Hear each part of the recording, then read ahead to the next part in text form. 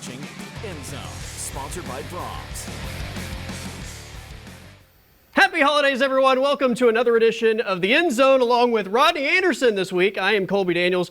Hope you're enjoying family, food, friends, football, all the F's as we get ready for another big weekend of college football. Rodney, great to have you, first of all. You've been on the show multiple times, so no stranger to how this thing works. But I've just got to ask, man, being as close to the team as you are, what have the last 3-4 weeks been like? Because it's been a wild ride, especially with the road trips, but finding interesting ways to win. It's been a lot of fun from the outside looking in.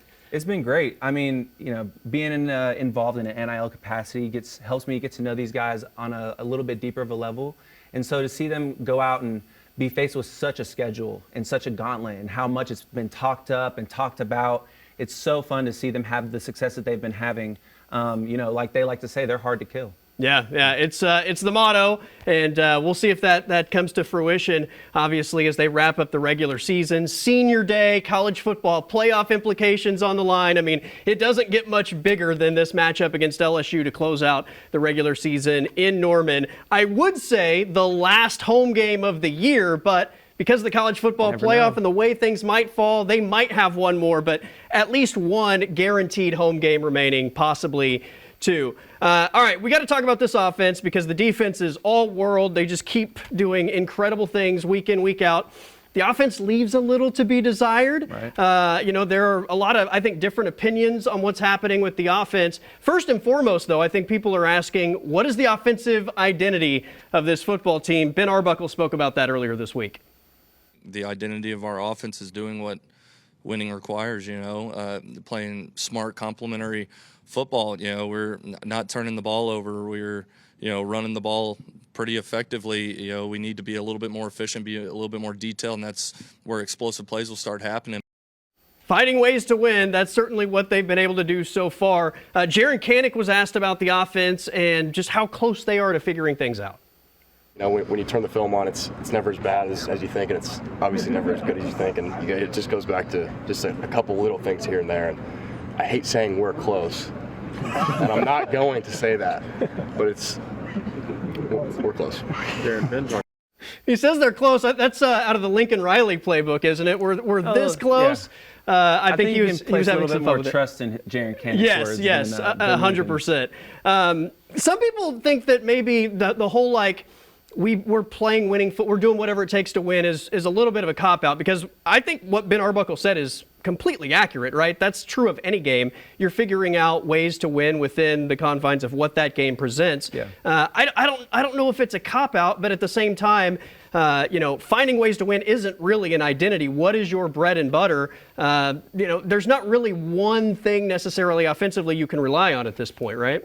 Yeah, and when that happens, you have to rely on your tools, right? Those explosive play guys that you can get the ball, get them in space, and just figure out ways to win. I think that's what he means. We're figuring out how to get those guys open and figuring out how to put them in opportune situations to move the ball down the field. That identity will come in doing so. This is the SEC. It's going to be hard to win every game. We knew that our defense was just everything that it is right now going into the season. We knew that the offense was going to have a lot of work to make up, and they've been making progress. I think people are looking past the progress that they have made throughout the season. But to everybody's point, there's still a lot of work to do, and the teams are only going to get harder and harder down the line. So I don't think there's any time to panic right now. Let's just win these games. W's matter. As long as you're not turning the ball over. Exactly, I mean, that defense and special teams is going to keep you in every ball game. I think the biggest difference from the early part of the season and what we're watching now, and especially coming off of, I think, Jackson Arnold quarterbacking this team, I was really impressed with John Mateer's decisiveness within the offense in the early stages of the season. It didn't seem like he was just sitting in the pocket deer in headlights, because that's what we saw a lot of last year with Jackson Arnold. Yeah. And obviously there's been a tremendous increase in the talent that they're facing since the Mateer injury. I don't know if maybe the injury has made him second guess himself, but he does not seem clearly as decisive as he was in the early stages of the season. Yeah, and a lot of people are looking past what goes into a surgery. It's a Yeah. lot of things that go into cutting your skin open and going in and changing something, altering something. And then you're expected to sew that up and suit back up and go throw touchdowns. Yeah. That's a hard thing to do. And so, whether it's his thumb, whether it's the competition, like, I don't think it really matters, like, at all. Yeah. We're winning games. We're putting the ball in the end zone when it matters, when we need to.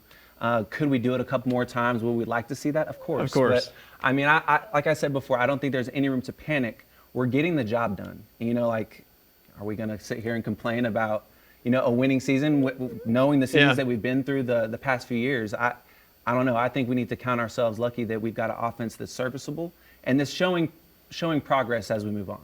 Well, it's a big matchup this weekend against LSU. Your brother plays at LSU. They are 7-4. They fired Brian Kelly after the A&M debacle. They're 2-1 since Kelly was dismissed. They're 2-0 with Van Buren as the starting quarterback following Garrett Nussmeier's injuries. What do you make of this LSU team? Because from a talent standpoint, I mean, they match up with Oklahoma across the board. They do, but they have no infrastructure right now. It's kind of a dumpster fire over there. You mentioned their head coach, Brian Kelly, getting fired. And I think that's kind of like a writing on the wall type of a situation.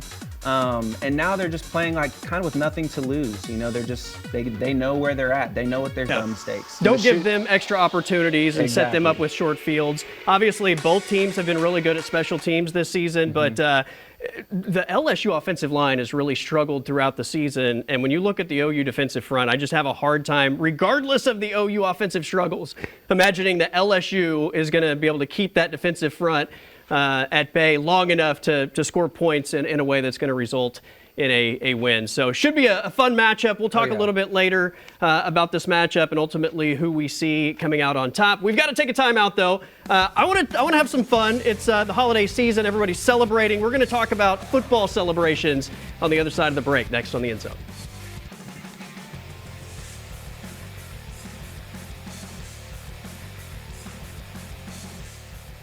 And welcome back to the End Zone, along with Rodney Anderson. I am Colby Daniels. We're getting ready for the season finale, Oklahoma versus LSU. Should be a fun matchup, and obviously big opportunity for Oklahoma to potentially punch their college football playoff ticket. We kind of said the same thing about the Missouri game, right? In essence, a playoff game. You got to win this game to keep your playoff hopes alive. Yep. Oklahoma absolutely did that. I thought they played with a lot of emotion. There were a lot of celebrations on Saturday, a lot of big plays. You're no stranger to making big plays, Rodney. Let's take a look for a moment at the Rodney Anderson highlight reel, just to remind people that Rodney has had his share of big plays in the biggest stages of college football. I mean, the Rose Bowl, for crying out loud. Look at that man go. Man, that was another time. Different knees. Yeah. You mean to tell me that if you were on the football field this Saturday, you're not making those same types of plays? Oh, I don't know. I don't think you want to trust my knees in those situations again. Fair enough. But the point is, you have made your share of big-time plays on game day. So I'm going to let you rate some game day celebrations from OU's win over Missouri last week. All right, let's start with Grayson Halton, who breaks out the dance moves after a big play. What do you got here? I like it. I've seen a lot of people do that. I don't know what it means, but I think it's cool. I'll give it a 7.5. All right, 7.5 for Grayson Halton. That kind of sets the bar for everything else. Now, you mentioned hard to kill as their motto. Oh, yeah. That stems from the movie Gladiator, which they've been watching over and over. Here's Owen Heineke, I think, going back to that motto. Know. Yep. There it is, the thumbs down, the Emperor thumbs down. That's 10 out of 10 for me. The creativity, they tied it to their team's mission, and it caught on. Like, everybody in the stands are doing it, teammates are doing it. I love it. 10 out of 10 for me. And it's kind of subtle, right? It's not like super flashy. It's subtle enough. No knock against the dancing and the other things that are a little less subtle, but the subtlety, and if you have something subtle that hits just as hard, I think that's better. Yeah, okay, so those are a couple defensive players. Let's go to the offensive side of the ball. Isaiah Sategna's done nothing but make big plays all season. That's 6-7. Okay, I mean, he's rocking a trend right now, so he's playing to the crowd. I like the awareness. Yeah, I'll give it an 8. Okay. I'm the NIL guy, 8? and so Okay. I like that kind of stuff. Kind of bringing in pop culture to the A equation. brand might see that and go, okay, he's with the trends. I can go give him an NIL 8's a deal or little something. high for me. I was thinking somewhere between 6, 7. As I mean, what a missed opportunity by I know. you there. Oh my gosh! Yeah. Okay. You're clearly a professional in this 8 situation. is a really good score, though, for Isaiah Satania. All right, we got to wrap up with Jaron Kanik. We heard from him earlier. He said he got this from Sammy Omosigo. Okay. The shovel Yeah. scoop first down. It's smooth. And, like, I feel like everybody would agree with me saying that Jaron Kanik is kind of like the blue-collar working man of the team. Oh, yeah, you know? 100%. And so I like the shovel. I like the first down. You can always rely on him, working guy. I mean, played the blue-collar positions on both sides of the ball, right linebacker, Yeah, tight end, just kind yeah. of do a little bit of everything. If you just told me that was the celebration, it probably wouldn't be rated as high as the actual execution of it. Right, yes. He I just did agree. it so well. He did. It was Yeah. very smooth, and it was in step. He did steal it from Sammy, though.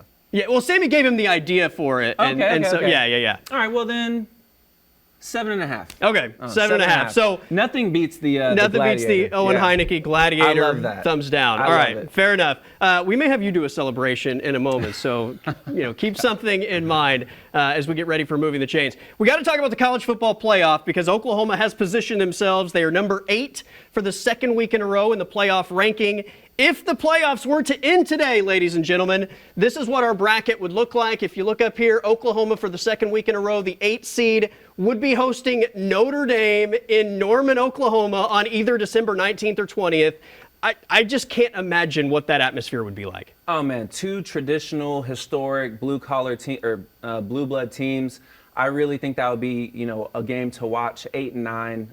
They have an amazing running back, great offense against a great defense, obviously from OU. So, fantastic matchup. I think it'd be a lot of fun to watch.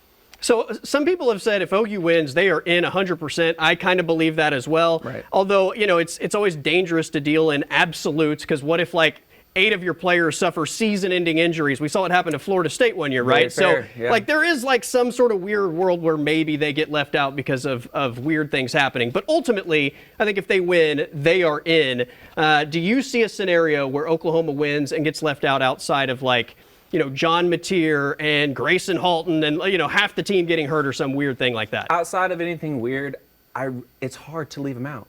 Everybody talked up this schedule like, oh, there's no way. Yeah. There's no way that they can have success. There's no way they'll overcome. What about their offense? Too many question marks. And then here we are, number 8, looking at an LSU that's beat up, kind of expecting to win, knock on wood or whatever. I don't see how they get left out.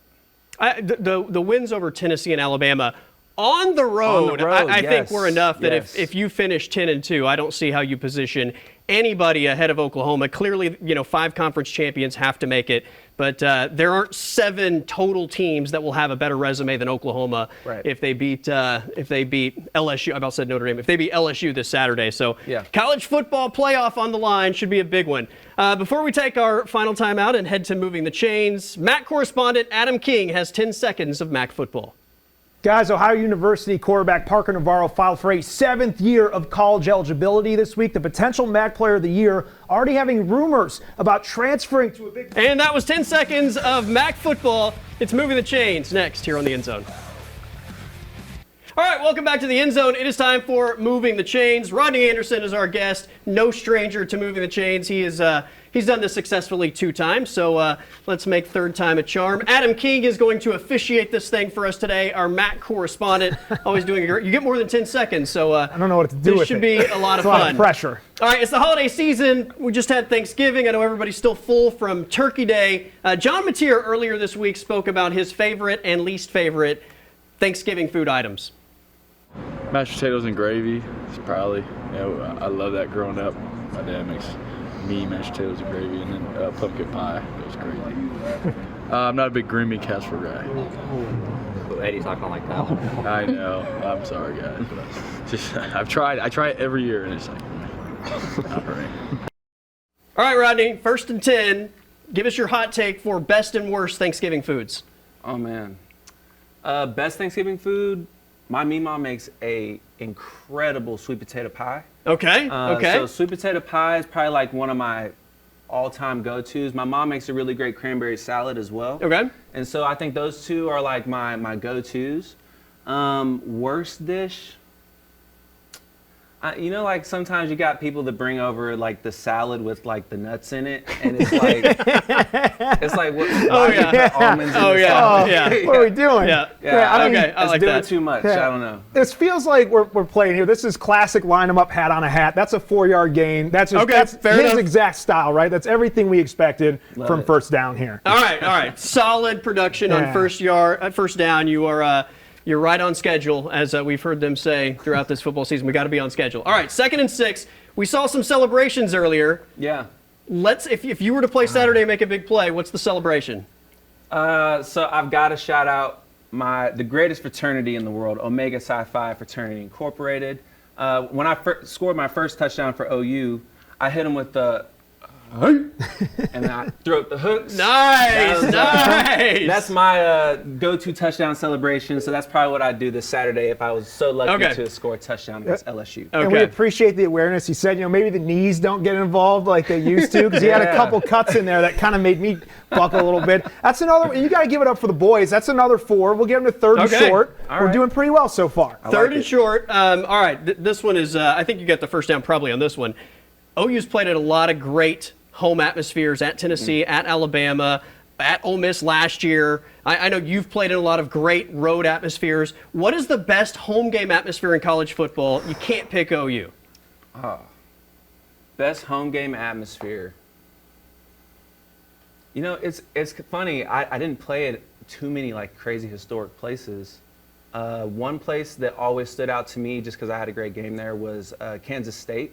Okay. I feel like they've got a fan base that no matter what the season, Yes. no matter how it's going, they're going to show up, just like the football team, kind of like a juggernaut of their league. They were just always chirping, always involved in the game to the very last second. So for me personally, that's a game that always just stood out to me. I think I got to go K-State. That was a little bit of a surprise. Yeah. I thought we were kind of going a different route with that. We're gonna get him 2 there, but it's like a 1 3/4. Okay. So he's got he's just like he's the index card away. We want to invoke the past here. If you've ever seen a bunch of farmers raving on the back of flatbed trucks, that's what a Kansas State tailgate scene looks like. It is absolutely wild. All right, let's get one more in here. If you had one more year of eligibility, where would you go? And you can't pick OU. Oh.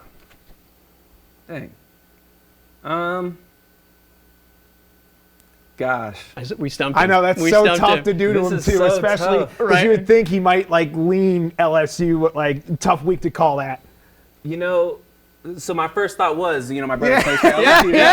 I never got to play with my middle brother, and that was we were only 2 years apart. So I was like, if I'm going to play with one of them, it's going to be him. But then I don't know. My uncle played for Alabama, and it was between OU and Alabama, which way I was going to go. Family always wins for me, though. Yeah. I think I'm going to go LSU. Okay, Man. LSU. The opponent this weekend, Yeah, but that's a tough week for him, but that's a obviously tush I said push, if right? you can't pick OU, though. So If I can't clearly pick that's OU, the first. I'm going to go play with my little brother. There you go. Yeah, There you we go. make it. We'll move him on that one. All You right, can't first down, Rodney Anderson on this edition of Moving the Chains. We're going to wrap the show up with game picks next here on the End Zone. Time now for the Brahms in the Bag Pick of the Week. All right, massive weekend of college football matchups, including some of the biggest rivalries in the country. We're going to start with the game. Number 1, Ohio State at Michigan. I'm going Ohio State. They've been pretty consistent throughout this entire NIL new era of college football. Michigan, they started pretty slow. Obviously, we saw them earlier this year, but have tended to have kind of been on the uptick here lately. But I still got to go Ohio State. I'll take Michigan in the points. I think Ohio State wins, but Michigan keeps it close for rivalry game reasons. Should be a fun one in Ann Arbor. All right, the Iron Bowl, Alabama at Auburn. I'm calling the upset this week. Upset special. Yeah, Alabama, I feel like if there's going to be somebody to call an upset, call an Alabama L, it's got to be a Sooner fan, right? Because we've kind of had their number for the past few years. I just see it being one of those hard-fought rivalry games, and similar to Michigan, Auburn's kind of been on the uptick here lately, so I got to go Auburn. All right, I'll go Alabama. I think it's close. Alabama, late touchdown to pull away, but give me the Crimson Tide. All right, Oklahoma State in their home finale, 1-10 versus Iowa State. Got to go Iowa State. OSU's just been kind of struggling this year. Yeah, I'll take Iowa State as well. I think they win by more than a couple touchdowns. And finally, OU hosting LSU. What do you got? Got to go OU. LSU, same thing, dumpster fire right now. OU at the same time has been picking it up, moving faster and faster, so definitely OU. My pick was 20-10, so I like the Sooners to win by 10, but give me the 10.5 for LSU. So I think LSU covers, but OU wins. Should be a fun Saturday. Rodney, always great to have you. Everybody have a great weekend.